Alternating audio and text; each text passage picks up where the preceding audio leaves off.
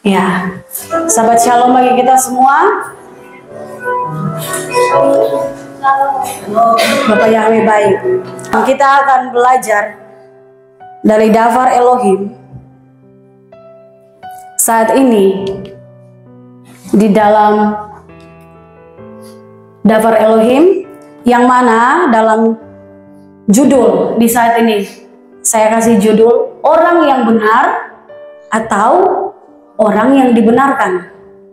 Nah, kita akan lihat, kita akan pelajari maksud dari judul ini seperti apa. Orang yang benar atau orang yang dibenarkan. Kita akan lihat di dalam Mazmur pasal yang kelima ayat yang ke-13. Sebab Engkau ya Yahweh akan memberkati orang benar. Engkau akan memagarinya dengan kebaikan sebagai perisai. Amin. Ya, dari Mazmur 5 ayat 13, Bapak Ibu, kita akan temukan. Kita lihat ya, keadaan sudah tidak seperti 6-7 tahun yang lalu. Keadaan apa saja? Baik kondisi keuangan, kondisi dunia, kondisi suatu negara sampai dengan hari ini. Tetap di Timur Tengah bergejolak. Mereka porosnya. Israel itu penentu. Jangan kita menutup mata dari keadaan, tapi marilah kita seperti apa yang difirmankan. Umatku, kita jangan menggenapi firman ini ya, umatku binasa karena kurang pengetahuan. Tapi karena kita berpengetahuan, otomatis kita pasti selamat. Keadaan sudah semakin jelas, menanti kedatangannya Yesua. Bapak Ibu percaya dan tidak, hari-hari ke depan, tahun-tahun mendatang,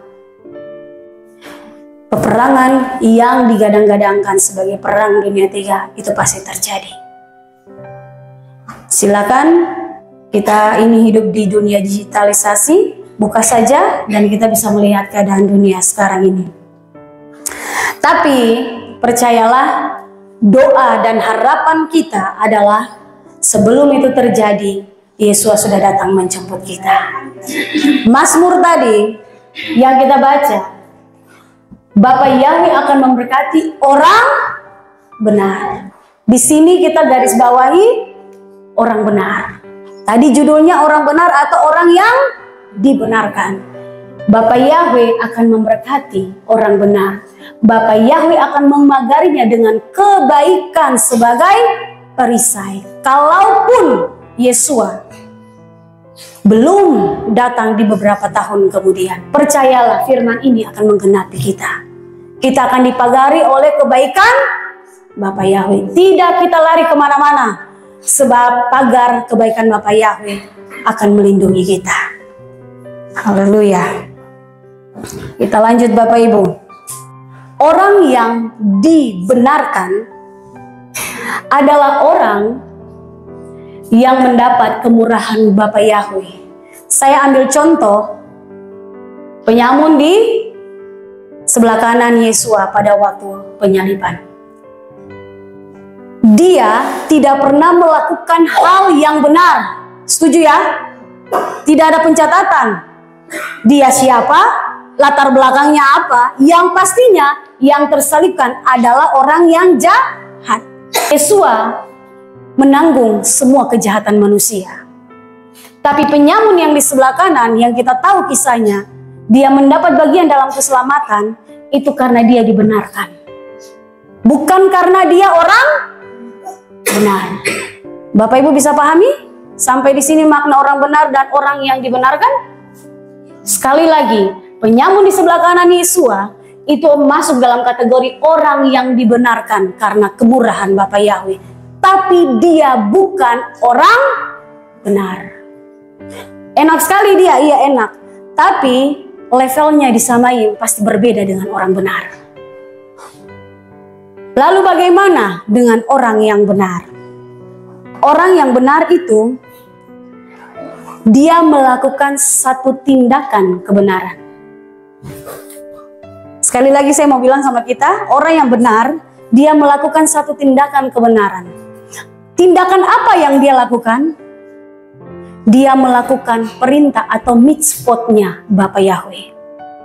Nah, orang benar harus memiliki kata siap. Saat firman dibentangkan, tidak ada negosiasi untuk tidak melakukan firman. Artinya pada waktu orang yang dikatakan sebagai orang benar, ada tindakan ketaatan. Seperti tadi pujian. Mujizat Tuhan nyata bagi orang yang setia dan percaya. Saya bertanya, semua kita percaya Bapak Yahweh? Amin. Tapi kita deteksi, kita ini sudah benar atau belum? Karena tadi pujian bilang setia dan percaya. Orang yang benar otomatis dia setia. Orang yang benar dia akan tetap taat. Sesulit apapun jangan pernah kita berbantah karena ada Roh Kudus sebagai penolong. Orang yang benar kita akan temukan contohnya siapa saja. Ada Henok, manusia pertama yang naik ke Samayim. Yang kedua ada Noah atau Nuh. Benar Bapak Ibu? Karena dia benar di hadapan Bapak Yahweh, maka dia dan seisi rumahnya diselamatkan. Yang menyatakan dia benar adalah Bapak Yahweh. Elia, dia juga naik dan disaksikan semua mata naik ke Samayim. Bapak Ibu, kalau mau naik ke Samayim disaksikan oleh dunia, jadilah orang yang benar. Abraham, oleh karena dia semua bangsa mengakui Elohimnya Israel. Imannya dia menentukan 3 agama besar. Ada Jews atau Yahudi, ada Kristen juga Muslim. Mereka akui dia sebagai bapak orang beriman. Nah Bapak Ibu, dari kisah beberapa ini, ada juga yang lain ya, saya cuma ambil 4 tokoh ini. Kita akan bahas tentang Abraham. Saya akan baca Bapak Ibu, kitab Kejadian 18 ayat 20 sampai 33. Ini kisah tentang Lot. Maka Yahweh berfirman, betapa banyaknya keluh kesah tentang Sodom dan Gomora, dan dosa mereka sudah terlampau berat. Aku akan turun sekarang dan melihat apakah benar seperti keluh kesah orang yang telah masuk kepadaku. Mereka telah melakukan semuanya itu, dan jika tidak maka aku mengetahuinya. Dan beranjaklah orang-orang itu dari sana lalu pergi menuju Sodom. Tetapi Abraham masih tetap berdiri di hadapan Yahweh. Lalu Abraham datang mendekati dan berkata, apakah engkau juga akan membinasakan orang benar bersama orang jahat? Abraham tanya buat Bapak Yahweh, seandainya ada 50 orang benar di tengah-tengah kota itu, apakah engkau juga akan membinasakan dan tidak memedulikan tempat itu demi ke-50 orang benar yang ada di tengah-tengahnya? Jauhlah kiranya dari engkau untuk melakukan hal seperti demikian, yaitu untuk menghukum mati orang benar bersama orang durhaka, dan seolah-olah orang benar menjadi sama dengan orang durhaka. Jauhlah kiranya dari engkau, apakah yang menghakimi seluruh bumi tidak akan memberlakukan keadilan? Dan Yahweh berfirman, jika Sodom aku mendapati 50 orang benar ada di tengah-tengah kota itu, maka aku akan peduli terhadap seluruh tempat itu demi mereka. Lalu Abraham menjawab dan berkata, lihatlah sekarang, aku telah lancang untuk berbicara kepada Tuhan. Padahal aku hanyalah debu dan abu. Seandainya kurang 5 orang dari 50 orang benar itu, akankah engkau membinasakan seluruh kota karena 5 orang itu? Dan dia menjawab, Bapak Yahweh menjawab, aku tidak akan membinasakan apabila aku mendapati 45 orang benar di sana. Dan dia menambah lagi dengan berbicara kepadanya dan berkata, seandainya di sana didapati 40 orang benar, dan Abraham dan Bapak Yahweh berfirman, aku tidak akan melakukannya oleh karena ke-40 orang benar itu. Dan dia berkata, aku mohon, biarlah Elohim tidak menjadi murka kalau aku berkata, seandainya di sana didapati 30 orang benar. Dan Yahweh berfirman, aku tidak akan melakukannya apabila aku mendapati 30 orang benar di sana.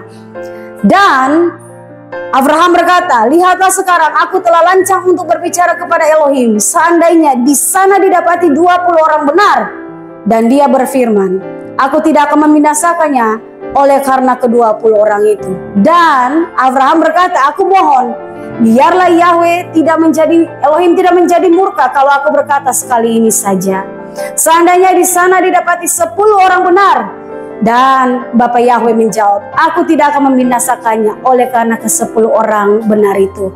Dan setelah dia selesai berbicara kepada Abraham, pergilah Bapa Yahweh dan kembalilah Abraham ke tempat tinggalnya. Dari kisah ini Bapak Ibu, kita sering dengar Abraham melakukan negosiasi. Dia tawar-menawar dengan Bapa Yahweh untuk kota Sodom dan Gomora harus dihancurkan. Seandainya ada 50, seandainya kurang 5, 45. Kalau 40 bagaimana Tuhan? Kalau 30 bagaimana Tuhan? Kalau 20 sampai 10. Tawarannya tidak naik tapi semakin turun.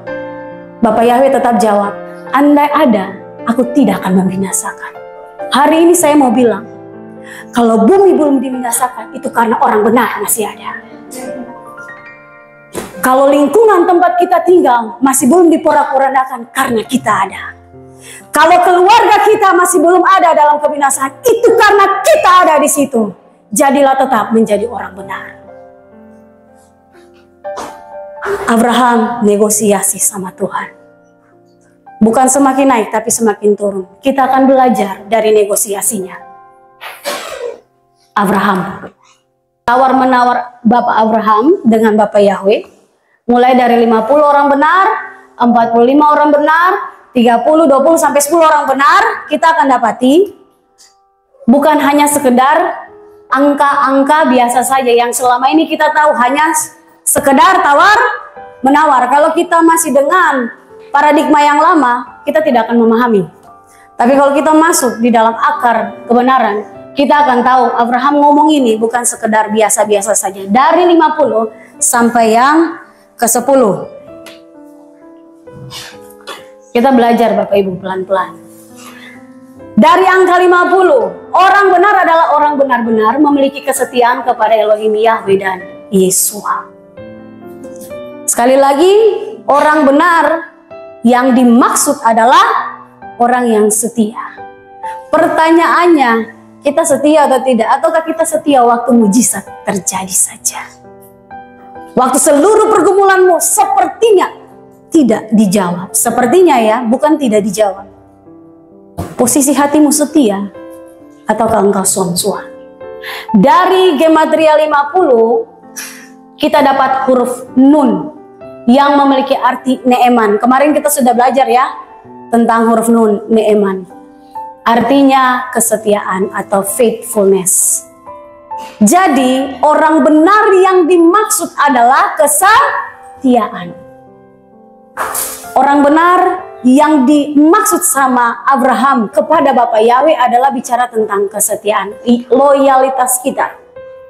Kita kalau mencintai sesuatu, entah apa saja, baik itu pekerjaan, baik itu pasangan, baik itu keluarga, kita akan tetap setia. Ataukah ada di sini Bapak Ibu yang tidak terlalu mencintai keluarga? Jadi kalau keluarga buat yang tidak enak, kita cintanya kurang. Ataukah tetap terus mencintai? Anak mau dengar-dengaran atau tidak, suami atau istri saling beda pendapat, cintanya kurang, sama atau tambah mencintai? Itu bicara tentang kesetiaan. Bapak Yahweh membutuhkan kita untuk setia. Karena posisi kedatangan Yesus semakin dekat, Tuhan butuh kesetiaan kita. Keadaan di depan ini akan menentukan kita, apakah kita setia atau tidak. Ya, kalau kita lihat ya, kadang kita melayani sesuka hati. Di situ Tuhan menilai kita benar ataukah hidup karena dibenarkan oleh darah Yesus. Kita bermasalah sedikit, tidak mau hadir waktu ibadah. Kita bermasalah dengan siapa? Kenapa sasarannya tetap ibadah dan pelayanan? Kalau bermasalah dengan orang, langsung dengan orangnya. Jangan lampiaskan di tempat ibadah. Dengan alasan, hati saya tidak enak, itu berarti engkau tidak mampu menjaga hatimu dari semua kewaspadaan. Harusnya waktu engkau datang, hadirat Tuhan mematahkan hatimu yang lagi tawar. Tapi karena egomu, hatimu tetap ada dengan ketawaran. Kita akan mendeteksi sampai akhir khotbah ini, apakah kita masuk dalam bilangan orang benar atau bilangan orang yang dibenarkan. Kita dapat clue ya Bapak Ibu dari apa yang sudah disampaikan tadi dalam kitab Kejadian. Dari dari angka 50, kita dapati huruf nun, itu bicara tentang kesetiaan. Jadi orang benar, kategorinya yang pertama adalah kesetiaan. Yang kedua Bapak Ibu, kita lanjut. Ada 45. Abraham minta kurang 5. Adalah jumlah dari 40 dan 5 orang. Jadi 45, 40, dan 5 orang yang berbicara tentang orang benar adalah orang yang berani tampil beda. Berani menampilkan identitas imannya yang berbeda. Berarti tidak boleh ada rasa takut untuk menyatakan pribadi kita menyembah siapa. 40 adalah gematria, mem, yang memiliki arti maim. Maim itu air ya, kalau Yesua dibilang maim, kain, air kehidupan.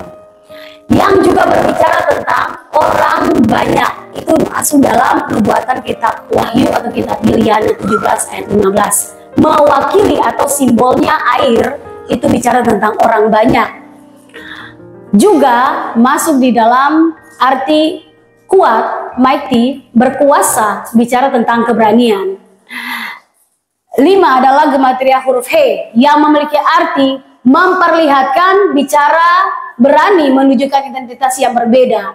Ini langsung disatukan ya. Dan 30 tawaran yang berikut adalah gematria huruf Lamed yang memiliki arti iman. Berarti dari yang kedua, orang benar yang dimaksud. Untuk penawaran yang kedua, untuk posisi 45 orang, terus turun lagi menjadi dan juga 30.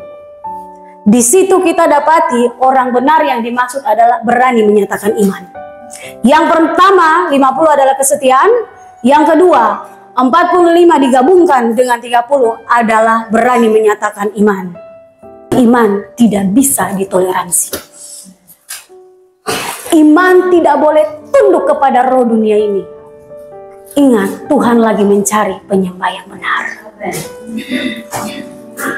Tunggu sampai kita selesai ibadah. Mau dan tidak mau, kamu harus terima iman saya. Iman terpisah dari semua yang bicara tentang dunia.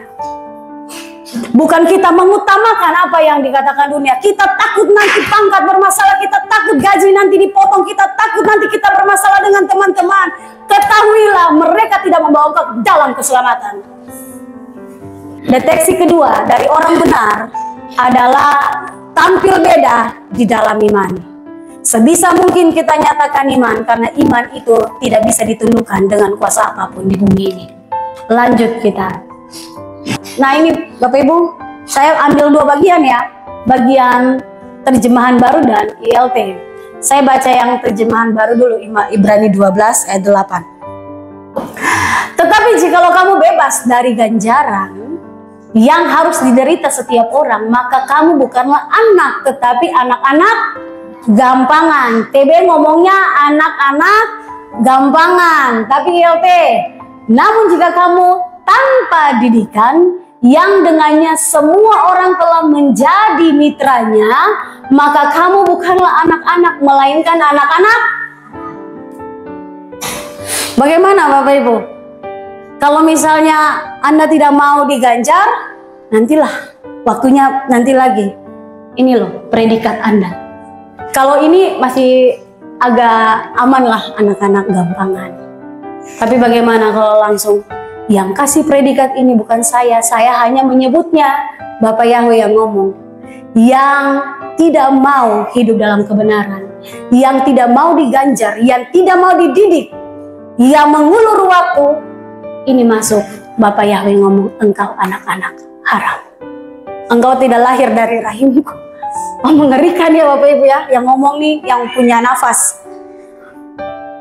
Kita dituntut bagaimana harus menampilkan yang berbeda. Kalau sama, ngapain juga kita harus pisah diri dengan sesembahan yang lama. Yahweh Kados, Yahweh itu berbeda. Yahweh itu harus dipisahkan. Kalau dia sudah Kados, maka kita yang menjadi followernya juga harus Kados. Jangan kita sama. Makanya pikiran kita berbeda, cara pandang kita berbeda, suasana kita berbeda, menghadapi masalah juga iman kita berbeda. Sekarang orang bilang iman itu toleransi. Bagi mereka, bagi kita tetap berbeda. Karena Tuhan yang kita sembah tidak bisa disamakan dengan Elohim manapun. Kita lanjut Bapak Ibu. Di bagian yang ketiga.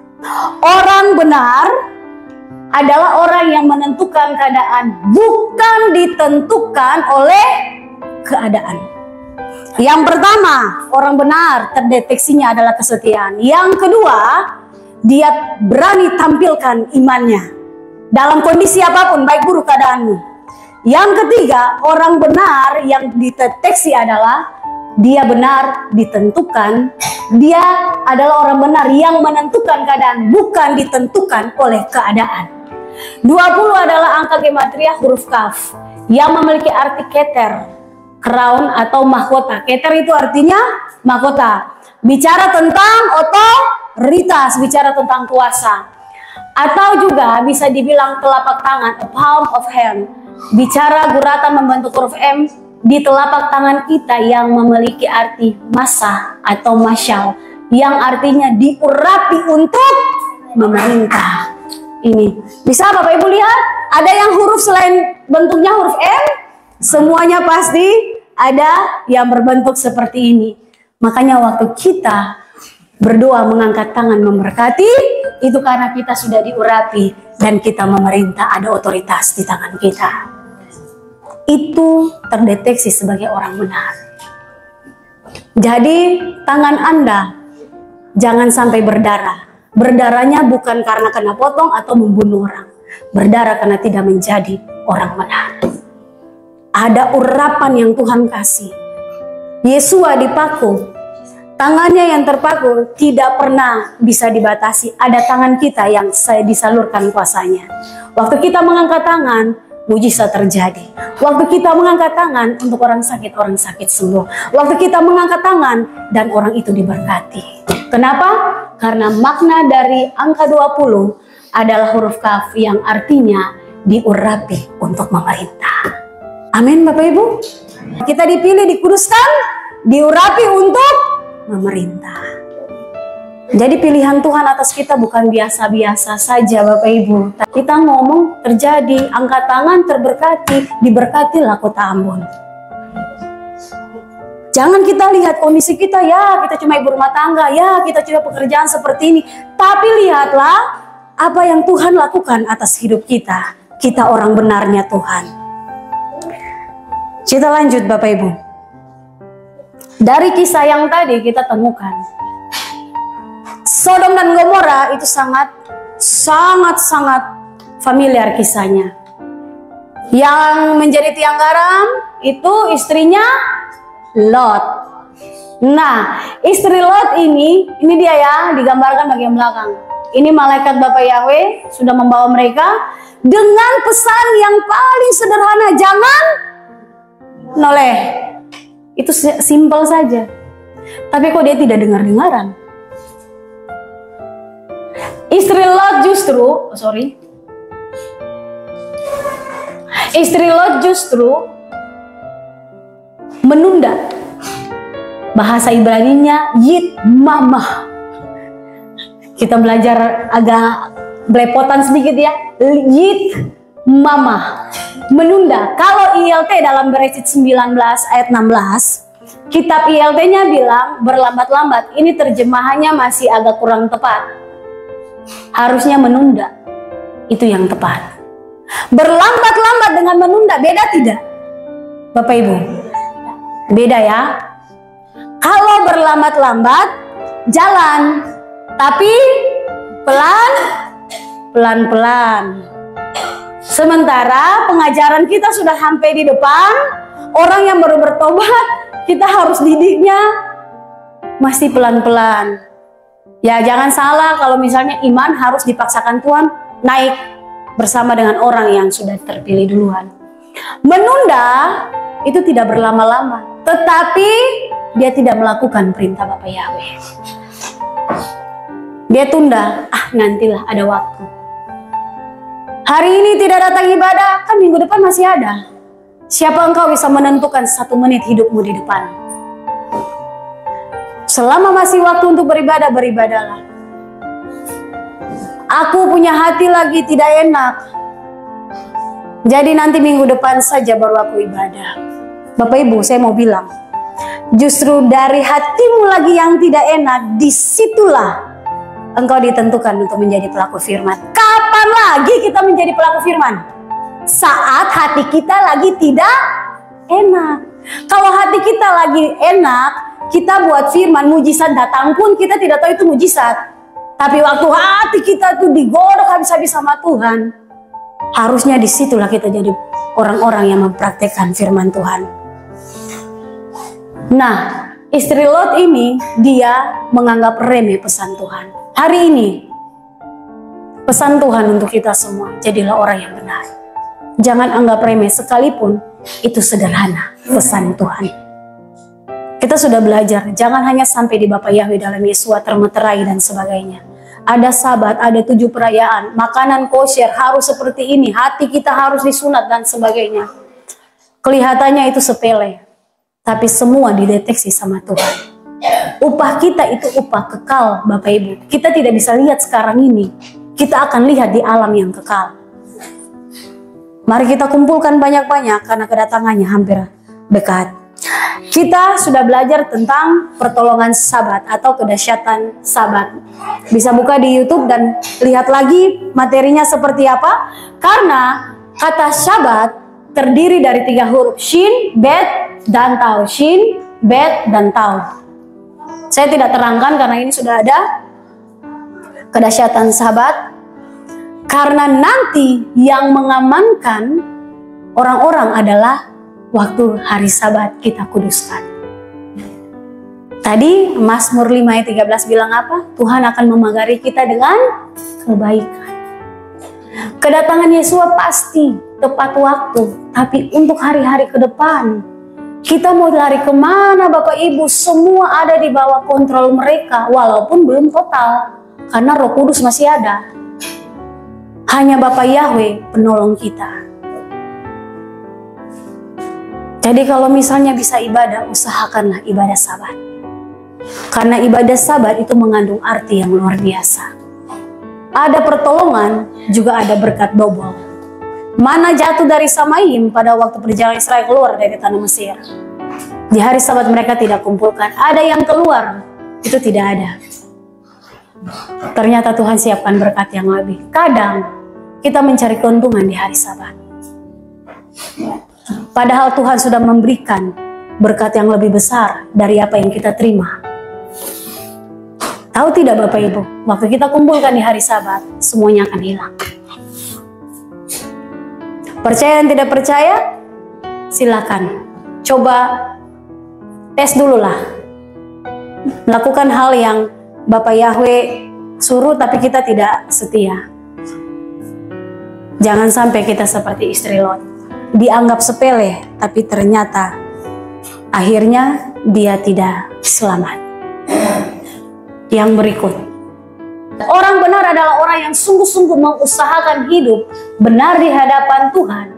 Ada effort atau usaha untuk melakukan setiap perintah Elohim supaya dia dideteksi benar oleh Bapak Yahweh. 10 adalah gematria huruf yod. Ada beberapa makna ya dari huruf yod yang memiliki arti to work and deed, untuk bekerja dan perbuatan. Bicaranya tentang usaha. Kembali lagi kepada iman. Iman tanpa perbuatan mati. Kita boleh teriak Bapak Yahweh, kita boleh naikkan setiap pujian untuk Yeshua HaMasiah. Kita akui bahwa kita sudah ada di dalam baptisan pemeteraian benar, tapi tidak satupun kebenaran yang kita lakukan. Berarti engkau dikatakan orang yang dibenarkan.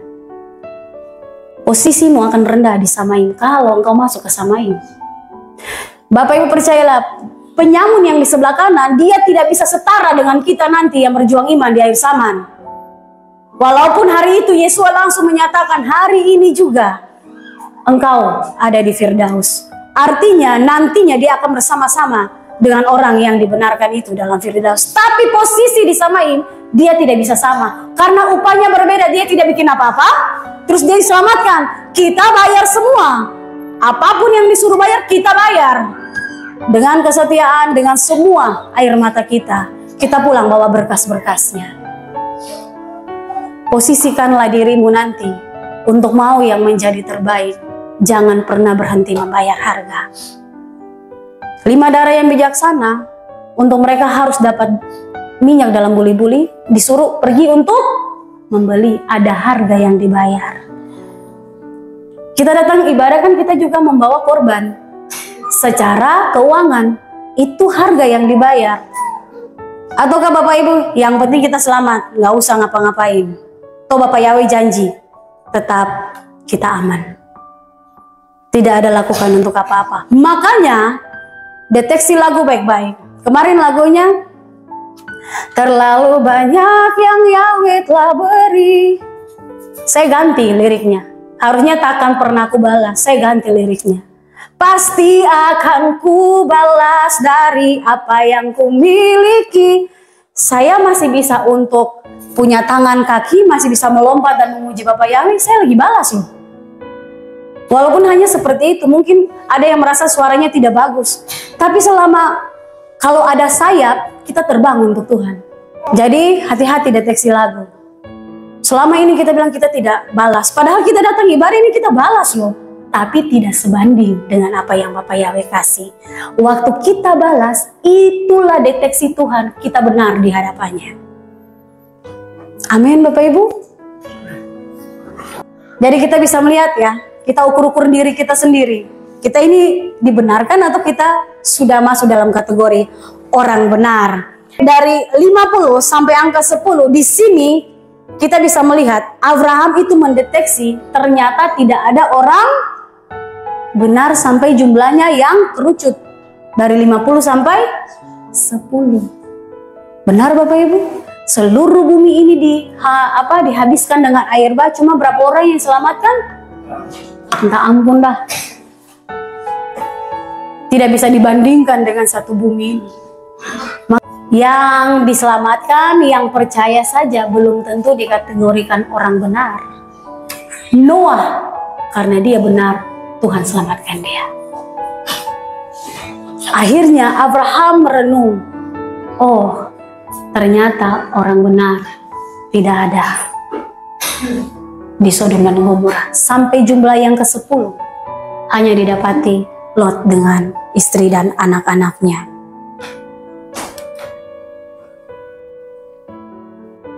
Satu Petrus 4 ayat 17 sampai 18. Sebab ini saatnya untuk memulai penghakiman dari bait Elohim. Ini saatnya untuk melakukan penghakiman dari bait Elohim.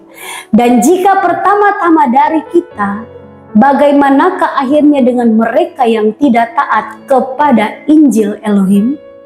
Dan jika orang benar dengan susah payah diselamatkan, di manakah orang fasik dan orang berdosa akan nampak?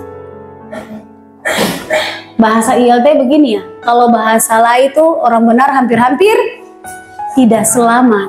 Tapi bahasa ILT-nya susah payah diselamatkan. Bait Elohim itu tetap bicara tentang orang-orang yang menjadi orang percaya. Disitulah dimulai dihakimi.